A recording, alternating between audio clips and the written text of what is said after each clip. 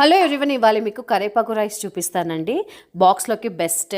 కరేపాకు ఒక కప్పు, పచ్చిమిర్చి ఇంకా కొత్తిమీర వేసేసి కొంచెం వాటర్ వేసి దాన్ని మిక్సీ వేసుకొని పేస్ట్ చేసి పెట్టుకోండి. కొంచెం జీడిపప్పు, పల్లీలు రెడీ చేసి పెట్టుకోండి.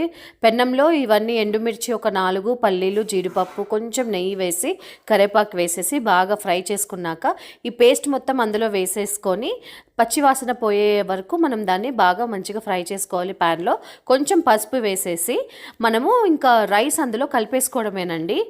బాగా ఫ్రై అయిన తర్వాత చక్కగా మొత్తం కలిపేసుకొని కొంచెం ఒక నిమ్మకాయ ఒక హాఫ్ స్లైస్ మనం వేసుకుంటే టేస్ట్ ఉంటుందండి, సూపర్ ఉంటుంది. అండ్ ఉప్పు ఎట్లాగో వేసుకోవాలి తగినంత. సో మీ టేస్ట్ తగ్గట్టు వేసుకోండి. ఎంత కలర్ఫుల్గా ఉంది చూడండి. ఇది వెరీ హెల్దీ, వెరీ ఫాస్ట్గా అయిపోతుందండి ఈ రెసిపీ.